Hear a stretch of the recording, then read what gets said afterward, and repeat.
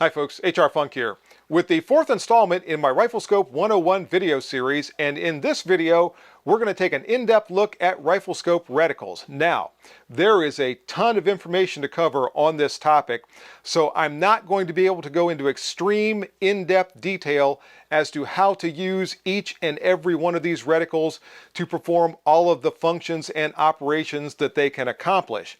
I'm going to go into Riflescope 101 depth and explain some of the things they can do and how you do it, but some of these reticles would literally require a video of their own, if not several videos, to cover exactly how to do all the things they do. Before I get into the reticles, I want to mention a couple of things. First off, this is the fourth installment in the series, as I said, and each one of these installments builds on the information from the last. So if you haven't seen the first three videos, you might want to go back and watch those before you watch this one. And to make that convenient, I have put a new playlist on my channel that is conspicuously labeled Riflescopes 101. So if you want to know where to find all of these videos, just go to my channel page on YouTube, and all these videos are going to be listed there on that playlist. So now, let's get into the reticles. As we progress through this discussion of Riflescope reticles, I'm going to start with more traditional reticles that have been around for a long time, and then work my way forward through time to more and more modern and more complex reticles. The first one you see here is a simple fine crosshair reticle. These have been around forever, and part of the reason is because they allow very fine aiming. You can get outstanding accuracy with this fine crosshair, and one of the problems with some reticles nowadays is the stadia lines. And by the way, the lines that form the reticle are called stadia lines. With some Riflescopes that are made nowadays, the stadia lines are thicker, and because of that, they don't allow quite as fine an aiming point. And when someone is trying to shoot very small groups, or if they're trying to hit a distant target that is very small and difficult to see, the fine crosshairs cover very little of that target and allow that very precise aiming. Unfortunately, you don't get a lot of information from this reticle. It is simply a point of aim, and one of the downfalls of the fine crosshairs is that while they work very well in bright sunlight, and I have this exact reticle in the M73 scope on my 1903 A4 vintage sniper rifle, and I shot the best match of my life in 2014 with that rifle up at Camp Perry, shooting at distances out to 600 yards. And a lot of the reason I was able to achieve that accuracy is because of this fine crosshair. But I had very bright, sunny conditions, and it was basically a perfect day for shooting. If you get into a low light situation, or a situation where the background has a lot of contrasting brightnesses and colors and what have you, then all of a sudden you can lose this very fine crosshair, and you're not able to use it to the degree you need to for placing precise shots. So for target work, this is a great reticle even still to this day, particularly when you're shooting at known distances, because you don't need the additional information that we get with some of the newer reticles. But for anything beyond target work, better options have come along. A natural progression from the fine crosshair reticle is what you see here. This has been given different names by different companies. Leupold refers to this as their Duplex reticles, but it basically is the fine crosshair reticle we were just looking at, except at the outer edges of the stadia lines there are heavier, thicker lines. And this really helps with the things I was just talking about that are negatives with the fine crosshair, because now you have these thick, heavy lines to help draw your eye to the center of this target. And that helps tremendously when you get into those backgrounds where you've got light and dark contrasting colors and lights and what have you.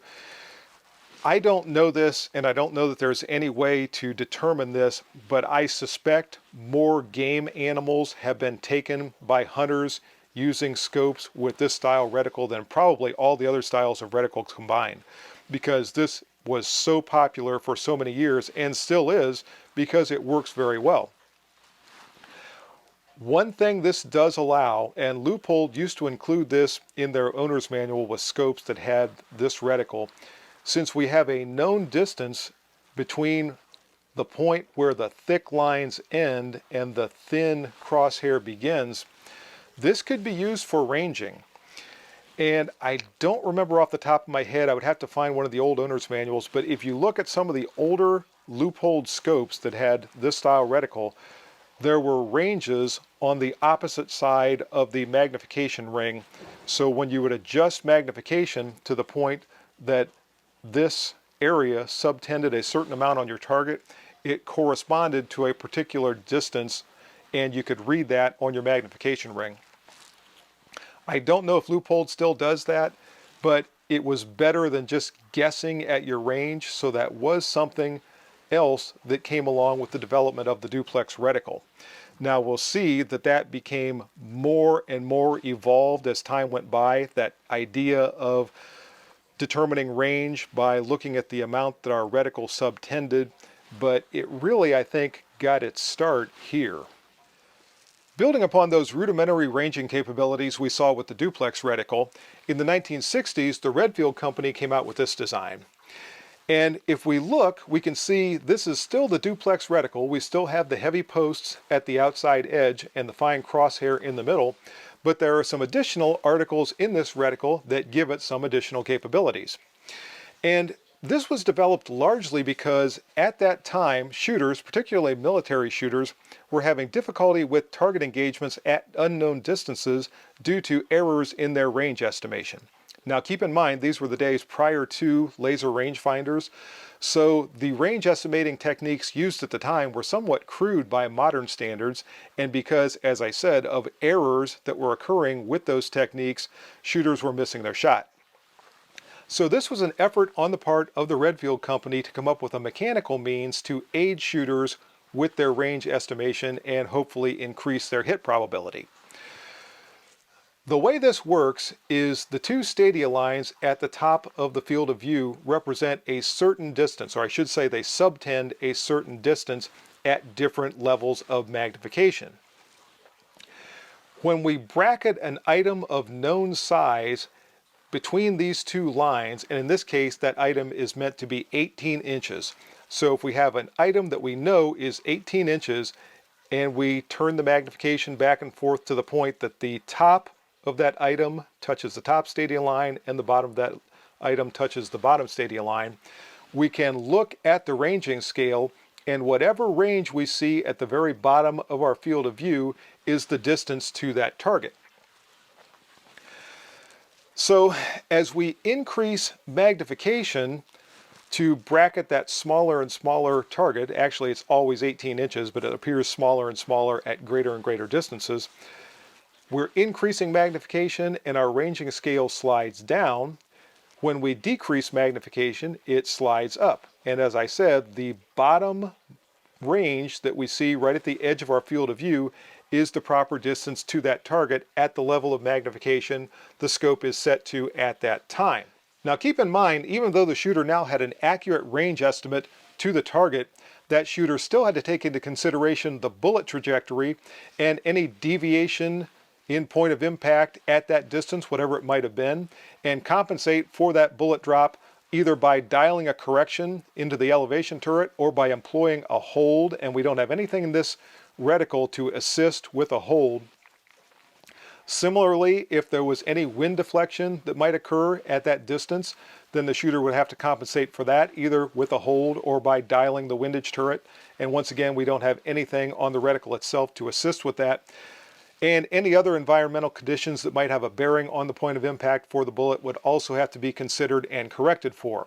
So there's never any way to avoid that. You have to know the performance of your bullet at a given distance and be able to correct for that regardless of what reticle you're using or what scope you're using. The scope itself is not going to correct for that. That is always knowledge the shooter has to have based on their past experience with their rifle and with their ammunition and shooting at various distances in all different kinds of conditions.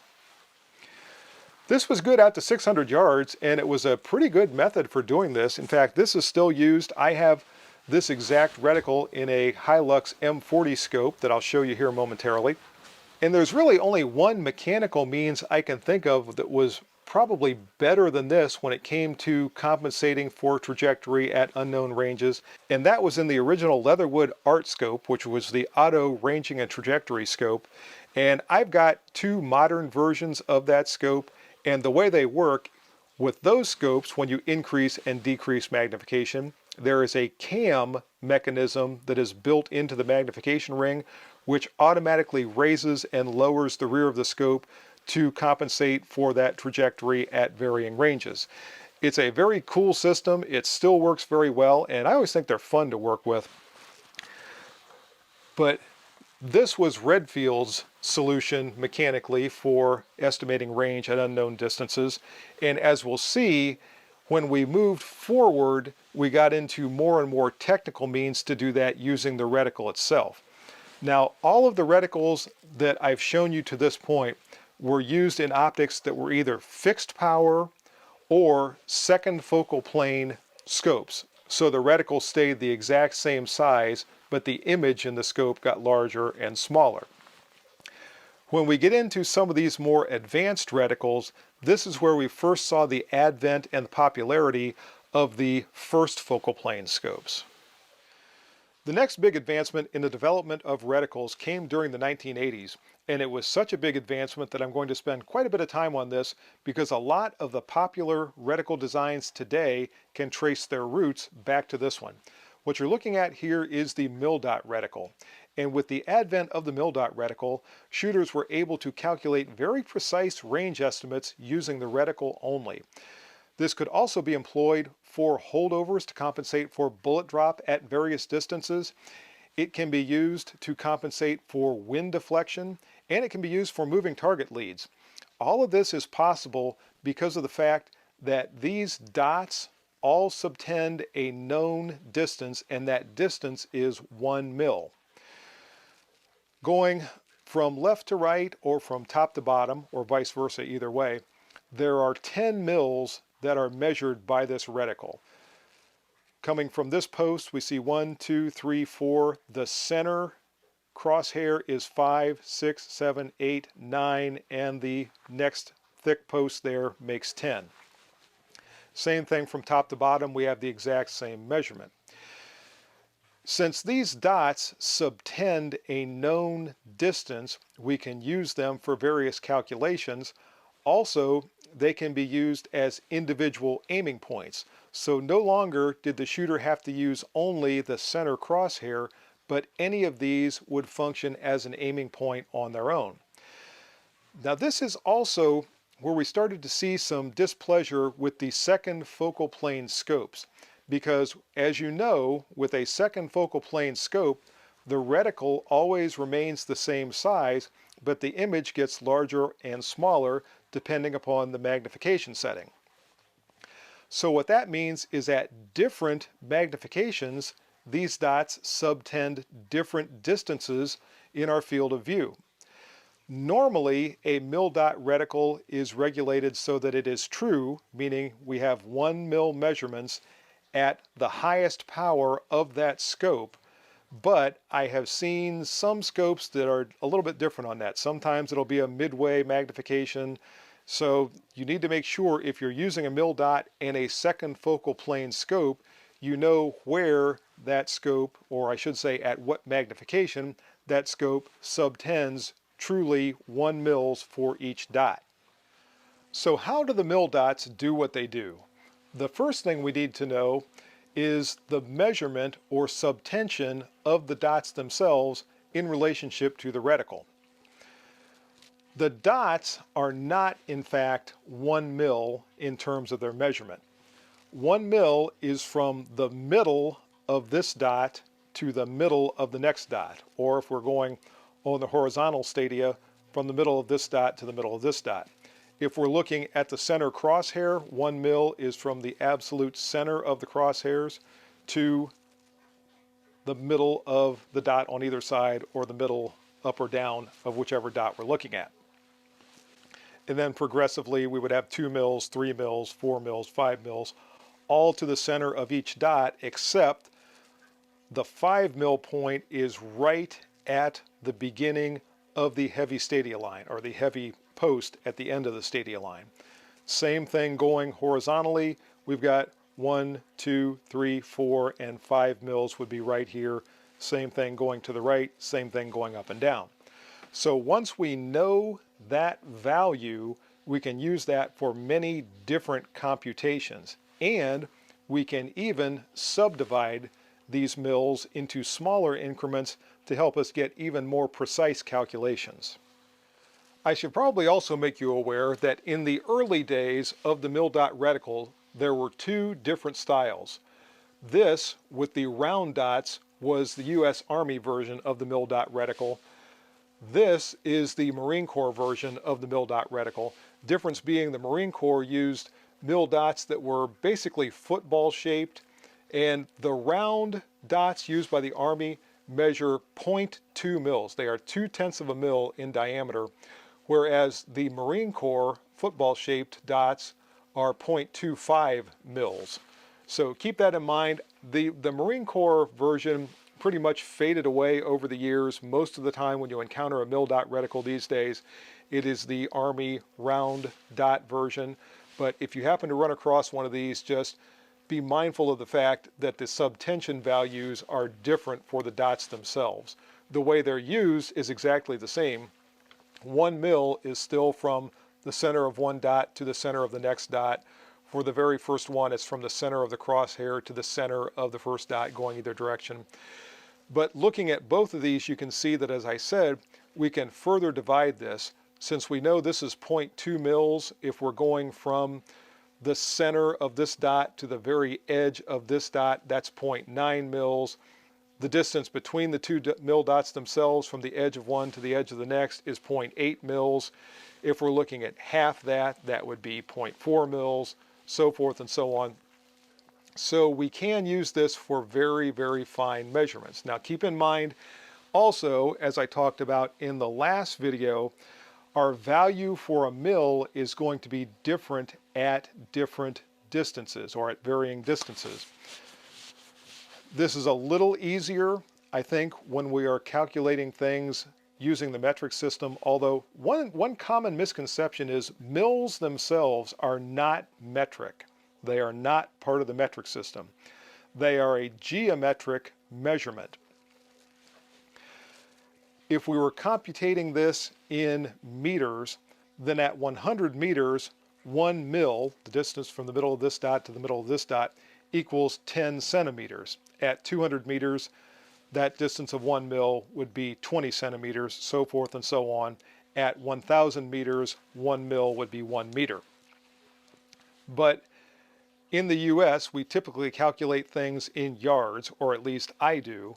So at 100 yards, 1 mil equals 3.6 inches from the center of this dot to the center of this dot. At 200 yards, it would be 7.2 inches, 300 yards, 10.8 inches, so forth and so on, out through whatever distance you're calculating to. So I only point this out to remind you that this is going to change. The physical distance, not the measurement, but the physical distance is going to change as range increases. Let's start out by looking at range estimation with our mil dot reticle. And the way we're going to estimate range is by employing something called the Mill relation formula. The Mill relation formula has a couple of different ways that it can be used, and I'm going to show you first the way I use it, but keep in mind I operate it at relatively close distances. For persons that are engaging targets at greater distances, you might want to consider the second example that I'm going to show you. But the way I use the Mill relation formula begins with knowing the actual dimensions of the object at which I'm looking through the scope. Then I take the measurement of that object in yards times 1,000. Now keep in mind this is in yards, so not inches, not feet for this particular method, but I'm taking the measurement in yards times 1,000. Then I divide that measurement by the number of mils that object measures on my scope. Also, as a reminder, for a second focal plane scope, you need to make sure you have the magnification set at the point where the dots all truly subtend 1 mil. In our example here, let's say we know this individual is 6 feet tall. So that's 2 yards. 2 yards times 1,000 is 2,000. Now we're going to divide that by the number of mils this individual measures. That is 1, 2, 3, 4. So 2,000 divided by 4 would be 500. In this example, this individual would be 500 yards away. Then we could either employ the proper hold to compensate for our bullet drop at that distance, or if there was time, we could correct with the elevation turret and then take a shot dead on using the center crosshairs as our point of aim. For a second example, let's say we can only see our target or this individual from the waist up. We still know that he's 6 feet tall, so this is going to be about 3 feet or 1 yard. So 1 yard times 1,000 would be 1 divided by 2 mils now, and we still come up with that same measurement of 500 yards. If we can only see him from the top of his head to the middle of his chest, that's about 18 inches, about half a yard, so 0.5 times 1,000 divided by 1, again, comes up at 500 yards. So as long as you can remember how the formula works, you can use this to calculate distance so long as you know the true measurement of whatever you're looking at, and then plug that into the mil relation formula to be able to estimate your distance. Here is the second way to calculate distance using the mil relation formula, and this is helpful if you have an object that is not conveniently 1 yard or 2 yards or half a yard or what have you, and you have to calculate using inches. The way we do this is we take the size of our object in inches, and it turns out this individual is not 6 feet tall, he is 5'8", or 68 inches. To calculate using inches, we take the size in inches times 27.77, that comes out to 1888.36, and divide that by our 4 mils, and that gives us a distance to the target of 472 yards. So those are two different ways for using the mil relation formula. For my way, it's quick and easy, and a lot of times you can do it in your head. And I used to keep measurements of all kinds of things. In fact, they're still in my rifle data book for common objects like stop signs and windows and the diameter of car tires and just almost anything I could think of that I might need to use to estimate distance to my target. And if that object was in my field of view, I would be able to calculate my distance very quickly if I knew the size of the object in yards. If I had to calculate in inches, that was going to take me a little bit longer, but I would probably have ended up with a slightly more accurate measurement. The next thing we can do with our mil.dot reticle is employ holdovers to compensate for bullet drop at greater and greater distances. The reason we can do that is each dot can function as an independent aiming point. We don't have to always aim with the center of our crosshairs anymore. And since we have an equal distance between each dot, we can even use the negative space between the dots and get a pretty good approximation for where we need to hold. Now, before we can do any of this, as I've said, we have to know our bullet's trajectory. There's no way around that without knowing what your bullet drop is going to be at a given distance. There's no way you can employ or even calculate the proper holdover. But in this example, we're using Federal Gold Medal Match 168 grain ammunition, and our scope is zeroed at 100 yards. So at 200 yards, the bullet is going to drop just over 4 inches, which is going to calculate out to 0.6 mils. So we're going to hold about half a mil high and squeeze off our shot. At 300 yards, the bullet is going to drop about 15 inches. That's going to come out to 1.4 mils. In the example, they've got a 1.5 mil hold. Again, that's going to be close enough for most applications. At 400 yards, the bullet's going to drop 34.6 inches. That's going to come out to 2.4 mils. Again, 2.5 mils is what they have for the example. At 500 yards, the bullet's going to drop 63 3/4 inches. That's going to come out to about 3.5 mils. And for 600 yards, we're going to hold all the way down here at 5 mils. So as long as we know our bullets drop at a given distance, And we can calculate that using the formula that I demonstrated in the last video. We can calculate exactly where we would need to hold to compensate for the bullet drop at that distance. We can also use the horizontal stadia line of our mil-dot reticle to compensate for wind deflection, and this works much the same as compensating for bullet drop at varying distances. But once again, we have to know what the wind deflection is going to be for the distance at which we are shooting under the wind conditions we're shooting in, meaning wind velocity and wind direction. So once more, there's no way to get around that. You have to know your exterior ballistics in order to be able to plug those things in and calculate your proper wind hold. If we have a 10-mile-an-hour full value wind, once again using the 168 grain gold metal match ammunition, at 100 yards, a full value 10-mile-an-hour wind is going to deflect our bullet about 3/4 of an inch. And typically at that distance, we can hold just slightly one way or the other and be able to guesstimate about where 3/4 of an inch is going to be and squeeze off our shot. At 200 yards, however, that same full value 10-mile-an-hour wind is going to deflect our bullet about 3.4 inches, and when we do the math, and in order to know how to do the math, see the last video that I produced in this series.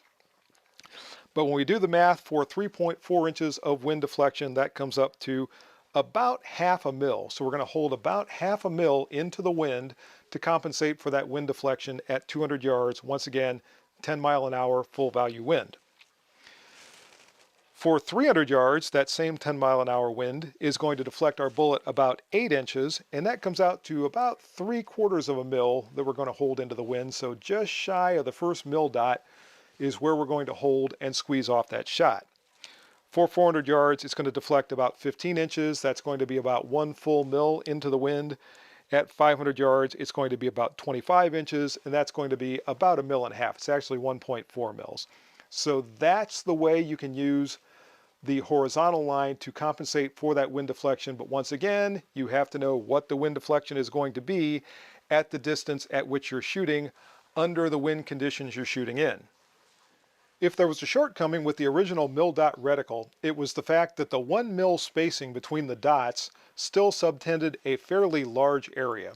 So eventually, scope manufacturers started to design reticles like this that maintained the same 10 mil spacing. We still have the same thing here, only instead of dots, we now have hash marks, and between the hash marks are 1/2 mil increments. On the very edge of this particular reticle, there are also 2 mils hash marks.